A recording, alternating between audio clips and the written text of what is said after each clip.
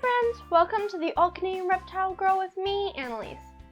Today's video is the first one back from holidays, so I would like to start off by saying Happy New Year! I am looking forward to a great 2020, and I hope that you have a great one as well.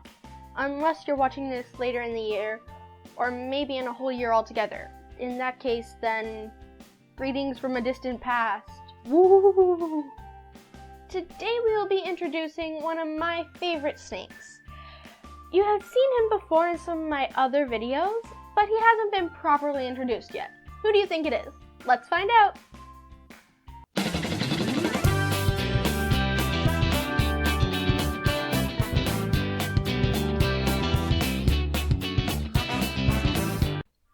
Don't tell the others, but this guy is probably my favorite snake. He's a big, beautiful boy who is gentle, clever, and loves to cuddle. If you follow me on Instagram, then you'll see my post about my dad and this snake napping together. FYI, this is a frequent occurrence in our house. If you're a regular visitor to my channel, then you've probably guessed that over here is everybody's best buddy, Monty. Monty is a ball python. Ball pythons come in all sorts of crazy morphs, but he is a normal or wild type morph. Although no two snakes have the identical markings, if you come across one of these guys in the wild, he'll probably look pretty similar to this. While some of the morphs out there are absolutely stunning, I think that the normal morph is really underrated and is actually quite beautiful. Although, I might be a little biased. Monty is about 13 years old, so he's a little more than halfway through the typical ball python lifespan of 20 to 25 years, although there have been ball pythons that have lived well into their 40s. We got him last summer from someone who was looking to rehome him, and it was very important to her that he go to a loving home, and I think we've done a great job of that. She told us a bit about his story. She got him when he was a little tiny baby. And he was her first snake. She snuck him home and hid him in her closet so her parents wouldn't know she had him. Over the years, she took great care of him, but she just couldn't give him the attention that she felt he deserved. So it was time to find him a new home. We fell in love with him immediately. I mean, look at that face. Who couldn't love that? He settled in well enough with us at first, but we had a little bit of trouble setting up an enclosure that he really loved. You can learn all about that disaster in the Monty tank build video right here. We have tweaked his tank a little bit since then, and it seems really perfect and he seems to really enjoy it. When he's out of his apartment, he's amazing. He just chills on your lap, or around my neck, or sometimes he even wraps around my waist like a belt. Please, nobody tell him that they actually make belts out of snakes. I think he's happier not knowing. My favorite thing is when Monty grabs a nap on me. One of the reasons ball pythons make such great pets is they are widely regarded as lap snakes and are pretty easygoing. But it still makes me feel so great knowing that he trusts me so completely to leave himself vulnerable and exposed, trusting me to keep him safe. I know these guys don't have the emotional sophistication to love us like a cat or a dog or a rat does, but I think this is the snake equivalent of unconditional love. Let's talk ball pythons in general. There are a lot of great reasons to love these guys. I mean, look at them. They're wonderful. Their temperament, ease of care, their relatively small size, and the amazing morphs that they come in make them the most popular pet snake. In the wild, they are found in grasslands and scrublands in parts of Western and Central Africa. They are the smallest African python species, with 6 feet being about the max that you will get. Males are typically smaller than females, with 3 to 3.5 feet being the average. So, at 4'8", Monty is a really big male. But as you can see, he is still very easy to handle. Being as popular as they are, There is a ton of detailed information out there about their care and husbandry, so I'll keep it pretty high level. They need an appropriately sized enclosure, but they like a cozy home. You will want to be looking for something that they can stretch out along at least 2 sides. Like all snakes, they need an external source of heat because they cannot thermoregulate themselves. So you will need a hot side and a cool side so that they can go to whichever temp they need. They need places to hide on both sides of the tank so that they can feel secure and hide at whatever temperature they need. Of course, they need a water dish. Many pythons like to soak and need a bigger water dish to do so. This is not really Monty's thing, so he has a smaller dish in his enclosure. I mean, I guess it gives him more room to practice his tap dancing routine. Unless you live in a humid climate, you will need to mist or fog their tank daily to keep their humidity at about 60 to 65%. This will help them shed, and it is also very important to help prevent respiratory infections. They should eat an appropriately sized rodent, approximately the thickness of the thickest part of your snake's body. Once a week is pretty typical, but as they age and the size of their prey bumps up, that rate can slow down. They can be hard to switch to frozen thawed if they have been fed live previously. And sometimes they just decide they don't want to eat for a while.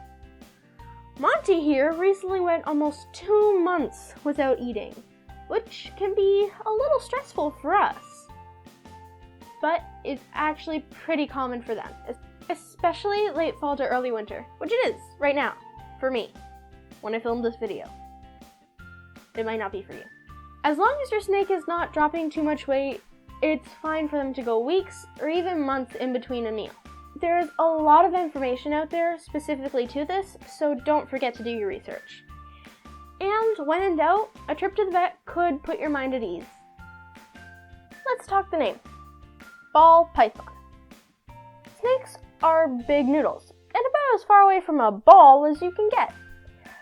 So why on earth do we call these guys ball pythons? Well, it has to do with how they defend themselves from predators. They have a lot of teeth, and they can bite. But their preferred method of defense is to not use them at all, and instead, this is so much smarter, tuck their head and neck safely in a tight ball of coils.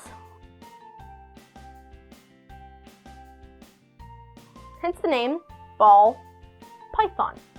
In that, it is now a python in a ball. So smart. Smartest thing in the world. Poor things. They are also known as royal pythons. This comes from the belief that ancient African rulers used to wear ball pythons like beautiful living jewelry. Sort of like, I guess, what I'm doing now. One of the questions I get sometimes from my friends or family is about how dangerous they are, especially when they see Monty hanging around my neck. I, or my parents, get questions like, aren't you worried he's going to choke you to death? Or, if he gets out, couldn't he kill you in your sleep? Or sometimes I even get, aren't you worried about him attacking your cats? The answer to all of these is absolutely not. Ball pythons are powerful constrictors. To a rat.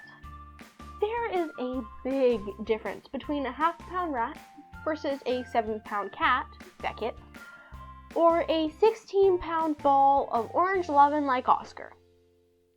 Constricting a 100-pound plus girl like me is a whole different level entirely.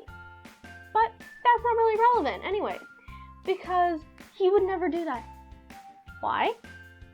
Because we're not food! A python uses their powerful coils to constrict their meal. That is it. And a meal to him is a rat. That is the only thing he has ever eaten in his life. He doesn't know that he can eat anything else.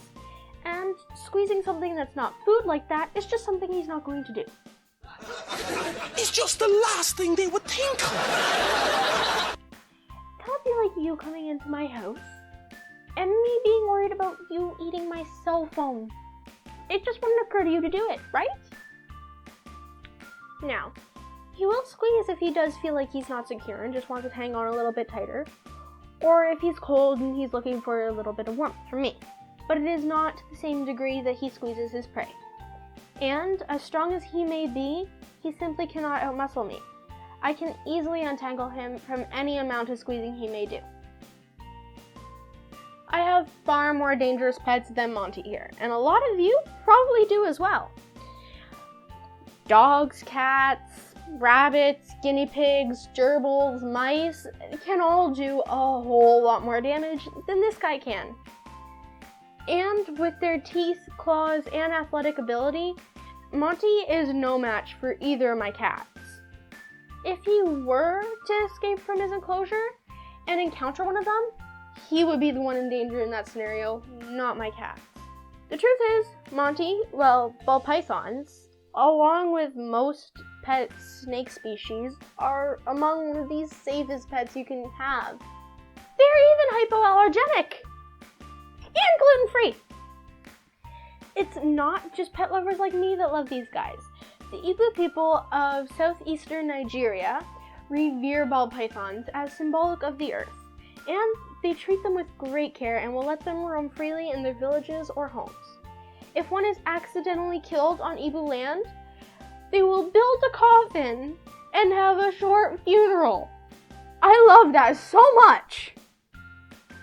Also, according to legend in parts of Ghana, a ball python once helped some of their people flee from their enemies by transforming into a log and helping them cross a river to safety. Because of this, some there believe ball pythons to be a savior, and they are revered there too. I love that not only do these guys make great pets and snuggle buddies, but they are also part of legend and folklore in their native land. I think that is amazing. That is it for today. I hope you enjoyed officially meeting Monty. Ball pythons make great pets, and Monty is no exception. Everyone who meets him falls in love with him, which is why he is everybody's best buddy, Monty. He's certainly one of my best friends. Let me know in the comments if you have a ball python, and what more are they? And, of course, what is it that you love most about them? Thanks for watching me, the All Canadian Reptile Girl, and, of course, Monty here. Please don't forget to check out my other videos, and as always, please like, share, comment, and subscribe, and remember, nurture all nature. See you next time. Bye! Because this is our first video back after our holiday break. Daddy did that wrong. So, according to the folklore in parts of... Also, according to the folklore... Yes, the legend of the fork. Folklore. Get with me. Folklore.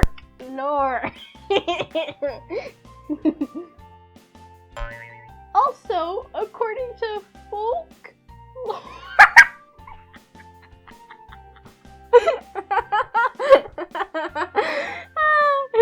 Monty's like, I'm done. Okay. Let's try that again. Good.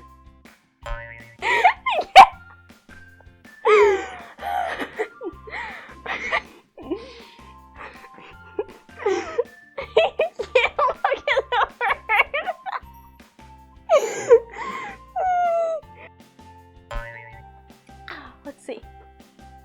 Also, according to the folklore, hello. See? Not worried about him hurting my cats.